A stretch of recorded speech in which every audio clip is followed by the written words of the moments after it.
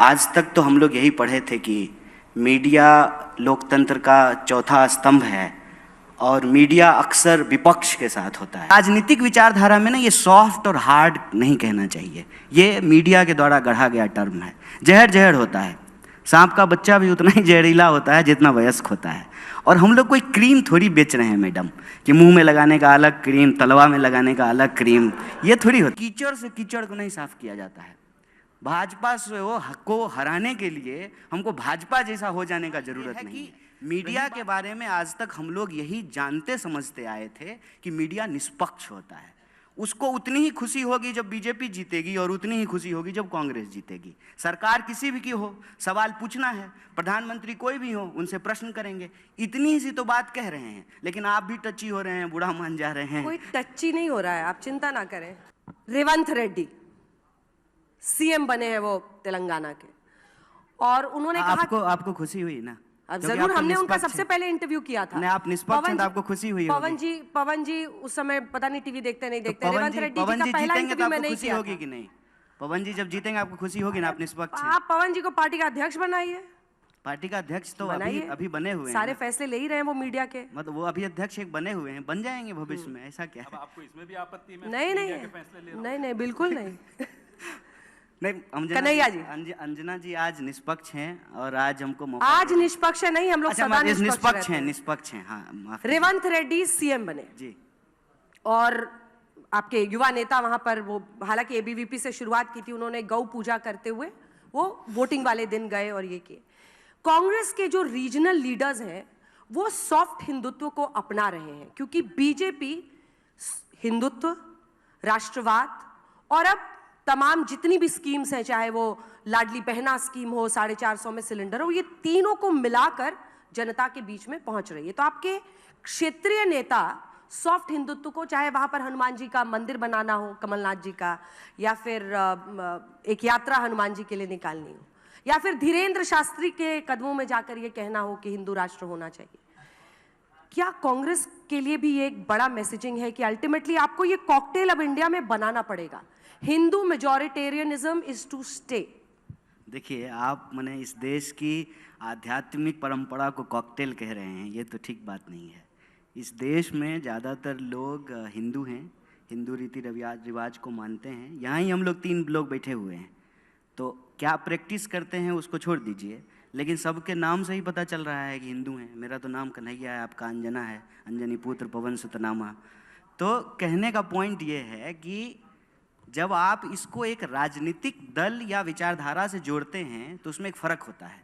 जैसे हर पुरुष पुरुषवादी नहीं होता है, वैसे ही हर हिंदू जो उस आध्यात्म में भरोसा करता है, जीने के तरीके में भरोसा करता है, पाप पुण्य सही गलत स्वर्ग नरक को मानता है, वो भी जो है ना हिंदूवादी नहीं होता है। ये एक राजनीतिक विचारधारा है। अगर आप राजनीतिक विचारधारा की बात कर रहे हैं, अगर मैं सही हूँ, तो राजनीतिक विचारधारा में ना ये सॉफ्ट और हार्ड नहीं कहना चाहिए, ये मीडिया के द्वारा गढ़ा गया टर्म है। जहर जहर होता है, सांप का बच्चा भी उतना ही जहरीला होता है जितना वयस्क होता है। और हम लोग कोई क्रीम थोड़ी बेच रहे हैं मैडम कि मुंह में लगाने का अलग क्रीम, तलवा में लगाने का अलग क्रीम, ये थोड़ी होता है। एक राजनीतिक विचारधारा है वो, और वो राजनीतिक विचारधारा जिसको आपने कहा कि हिंदुत्ववादी, उसको बीजेपी रिप्रेजेंट करती है। लेकिन कांग्रेस पार्टी हिंदुइज्म, जो इस देश का सांस्कृतिक इतिहास है, जो आध्यात्मिक परंपरा है, उसको हमेशा से मानती है। सत्यमेव जयते हमारे देश के राष्ट्रीय चिन्ह पे लिखा हुआ है, तो ये बीजेपी के पैदा होने से पहले से लिखा हुआ है ना। 1980 में बीजेपी बनी है, देश को 47 में आज़ादी मिली, 50 में संविधान लागू हुआ। तो जो भी आपको परंपरा दिखती है वो परंपरा तो चली आ रही है, और ये कांग्रेस पार्टी के बनने से भी पहले से चली आ रही है, ये गांधी जी के पहले से भी चली आ रही है। तो देश के 5000 साल के इतिहास को इस तरीके से हमको ना तू मैं की बहस में जो है रिड्यूस नहीं करना चाहिए। और कांग्रेस पार्टी ने कभी भी इस देश में किसी भी धर्म को कमतर करके नहीं आंका है। सर्वधर्म समभाव जो गांधीवादी चिंतन है उसको रिप्रेजेंट किया है। रघुपति राघव राजा राम, पतित पावन सीताराम, ईश्वर अल्लाह तेरो नाम, सबको सन्मति दे भगवान। हम सुखी, संसार सुखी तो हम सुखी, ये भारतीय चिंतन परंपरा है। मेरे ख्याल से उसको कॉकटेल आपको नहीं कहना चाहिए, ये शब्द नहीं कहना चाहिए आपको। और राजनीतिक जीत के लिए हम कहते हैं कि रणनीति जब हम बना रहे हों तो एक बात का खास ध्यान रखना चाहिए कि कीचड़ से कीचड़ को नहीं साफ किया जाता है। भाजपा को हराने के लिए हमको भाजपा जैसा हो जाने का जरूरत नहीं है। रही बात जनता की, तो जनता के जीवन में धर्म उसका एक पक्ष होता है। किसी भी धर्म का कोई व्यक्ति हो, भूख सबको लगती है, डर सबको लगता है, घर की जरूरत सबको होती है, नौकरी सबको चाहिए होता है। ये जो एक नया सगुफा आज के दिन में छोड़ा गया है ना, कि अपना सीना मत देखो, पेट और पीठ जो है ना दोनों सटक करके एक हो गए हैं, प्रधानमंत्री का सीना नाप रहे हैं। आसपास जो घटनाएं घट रही हैं उसको नहीं देखेंगे, नाली में ढक्कन नहीं है वो नहीं देख रहे हैं, स्कूल में टीचर नहीं है वो नहीं देख रहे हैं, सड़कें नहीं बनी है, अनाज जो है लोगों को खाने के लिए नहीं मिल रहा है, लोग भूख से सो रहे हैं। पढ़ने लिखने के बावजूद, अंजना जी बधाई हो आपको, आप जो है जामिया से पढ़ करके इतने बड़े चैनल में इतनी बड़ी एंकर बन गई। आज जो आपके जूनियर हैं जो पढ़ रहे हैं, दर दर भटक रहे हैं बेचारे, उनको नौकरियां नहीं मिल रही है। एलुमनाई मीट में जाइएगा तो पूछिएगा, 45 साल में देश में सबसे ज़्यादा बेरोजगारी है। ये सवाल है, इस सवाल पे हमको बार बार आना पड़ेगा। अलग बात है कि जो पवन जी थोड़ा तल्ख हो जा रहे हैं, लेकिन उनका रंज इसी बात से है। आपने कहा ना कि हम ऑब्सेस्ड हो रहे हैं पवन जी हमसे, आपसे ऑब्सेस्ड नहीं हो रहे हैं। सवाल ये है कि मीडिया के बारे में आज तक हम लोग यही जानते समझते आए थे कि मीडिया निष्पक्ष होता है। उसको उतनी ही खुशी होगी जब बीजेपी जीतेगी और उतनी ही खुशी होगी जब कांग्रेस जीतेगी। सरकार किसी भी की हो, सवाल पूछना है, प्रधानमंत्री कोई भी हो, उनसे प्रश्न करेंगे, इतनी ही सी तो बात कह रहे हैं। लेकिन आप भी टची हो रहे हैं, बुढ़ा मान जा रहे हैं। कोई टची नहीं हो रहा है, आप चिंता ना करें, वो और लोग होंगे जो टची होते होंगे। कन्हैया जी, कर्नाटका में जिन गारंटीज पर कांग्रेस पार्टी को इतनी बड़ी जीत मिली, जिसकी चर्चा हुई, और वहां से विद इन इंडिया गठबंधन भी कांग्रेस का कद बढ़ा, क्योंकि उसके बाद बेंगलुरु में सबसे बड़ा आयोजन किया गया इंडिया गठबंधन के साथियों का। ये कांग्रेस की जो गारंटीज थी कर्नाटक में, वो मोदी की गारंटी कब बन गई, क्यों बन गई और कैसे सफल हो गई 3 राज्यों में? आपके प्रश्न का जवाब मैं दूंगा। सबसे पहली बात तो ये कि आप बार बार ये कह रहे हैं कि हमने कांग्रेस पार्टी के 3 नेताओं को बुलाया है, तो अब 3 बुलाएं, 6 बुलाएं, 60 बुलाएं, लेकिन अगर हम एक पार्टी के नेता हैं तो हम सबसे एक ही सवाल पूछा जाएगा। ऐसा तो होगा नहीं कि पवन जी से अलग सवाल पूछा जाएगा, हमसे अलग सवाल पूछा जाएगा, और हमारा जवाब भी एक ही होगा अगर हम एक पार्टी के हैं तो। और दूसरी बात, आपने कहा कि मीडिया पे दोष मत मढ़िए, बिल्कुल ठीक बात है। आज तक तो हम लोग यही पढ़े थे कि मीडिया लोकतंत्र का चौथा स्तंभ है और मीडिया अक्सर विपक्ष के साथ होता है, कोई सवाल जो है वो सत्ता से पूछता है। मुझे इस पे कोई गिला शिकवा नहीं है, क्योंकि आपने एक शायरी पढ़ी थी तो हम भी एक पढ़ देते हैं आपके लिए कि हमने इस दौर के अंदाज निराले देखे, फैसला कत्ल का कातिल के हवाले देखे। तो कोई बात नहीं है, ये वक्त की बात है और बिल्कुल आप पे कोई दोषारोपण नहीं है, गिला शिकवा नहीं है। और आपने कहा कि कांग्रेस पार्टी हार गए, आप बीच में ये भी कहा आपने कि राहुल गांधी हार गए।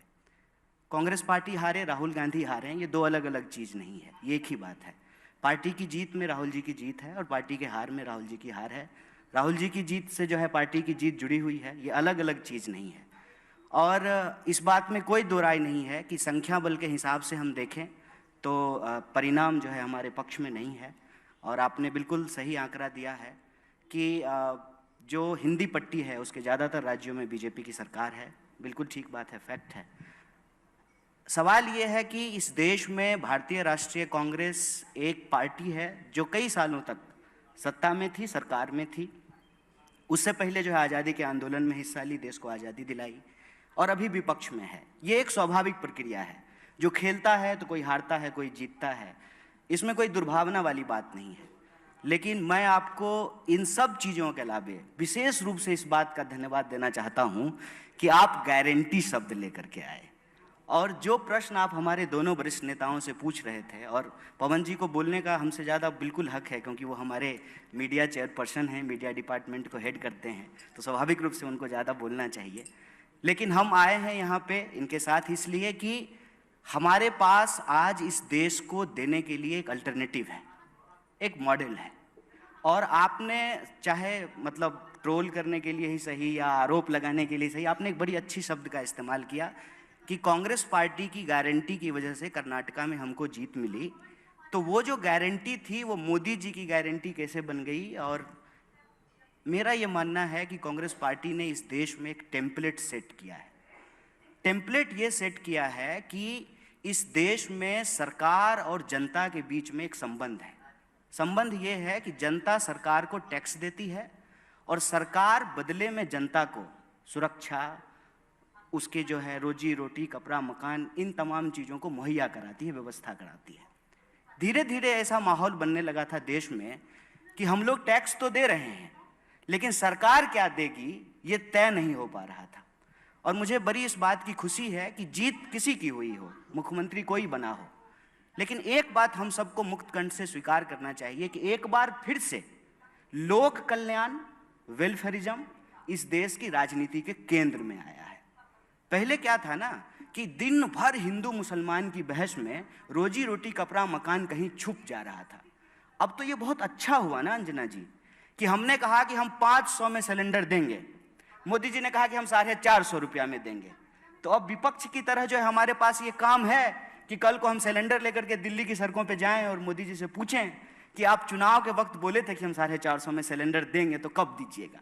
ये है देश को आगे ले जाने वाली बात, ये है सकारात्मक राजनीति कि अगर हम इस देश में एक टेम्पलेट सेट कर रहे हैं कि हम बोल रहे हैं कि अगर इस देश में एमपी को, यहाँ हमारे मेंबर ऑफ पार्लियामेंट बैठे हुए हैं, अगर उनको पेंशन मिल सकता है तो इस देश में कांस्टेबल को कहीं नहीं क्यों नहीं मिल सकता है, टीचर को क्यों नहीं मिल सकता है, जो सरकारी नौकरियां करते हैं उनको क्यों नहीं मिल सकता है।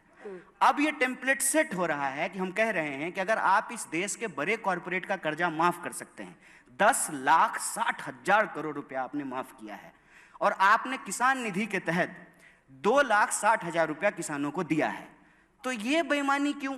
देश के मुट्ठी भर जो है उद्योगपतियों को, व्यापारियों को आप 10,60,000 करोड़ रुपया दे रहे हैं और देश के किसानों को मात्र 2,60,000 करोड़। तो मेरा मानना है कि जीत किसी की भी हो, अल्टीमेटली इस चुनाव में और इस चुनाव के बहस में एक एजेंडे की जीत हुई है। और ये वो एजेंडा किसका है? वो एजेंडा है सरकार के तौर पे आपकी जिम्मेवारी क्या है, जनता के तौर पे किसकी भागीदारी हो रही है और किसकी भागीदारी नहीं हो रही है। महिलाओं को चाहे डायरेक्ट कैश ट्रांसफर हो, उनका खाता खुलना हो, सबको पक्का मकान दिलाना हो, 5 किलो अनाज हो, तो ये तो पुराने नेता हैं कांग्रेस के, आपको बताएंगे। इसमें से कोई ऐसी योजना नहीं है जिसकी नींव कांग्रेस पार्टी के द्वारा नहीं रखी गई।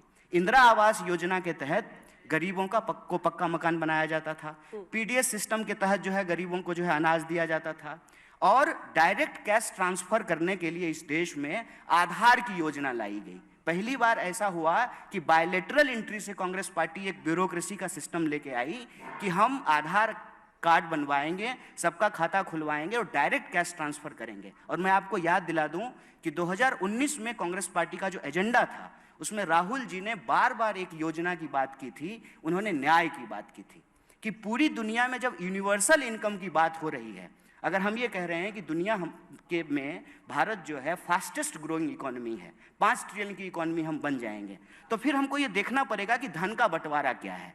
जैसे अगर हम ये देखेंगे ना, अगर हम आज तक चला रहे हैं मान लीजिए, या ललन टॉप चला रहे हैं, तो अंजना जी को कितना सैलरी मिल रहा है और अंजना जी का दफ्तर साफ करने वाला जो स्वीपर है उसको कितनी सैलरी मिल रहा है। एक अंजना जी की सैलरी में कितने ड्राइवरों को सैलरी मिल सकता है।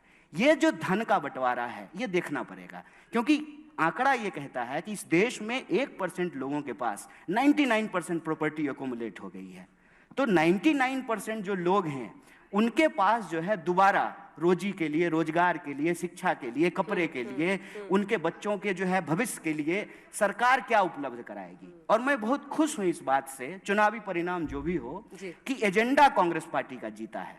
और आप जान लीजिए कि जाति जनगणना का प्रश्न जो कांग्रेस पार्टी उठाई, उसमें किसी जाति को किसी जाति से लड़ाने का सवाल नहीं है, सबकी भागीदारी सुनिश्चित करने का सवाल है। आपका छीन करके किसी को नहीं दे देना है, लेकिन जिसको नहीं मिल पा रहा है वेल्थ का रीडिस्ट्रीब्यूशन कैसे करेंगे, ये सारे एजेंडे राजनीति में आए हैं।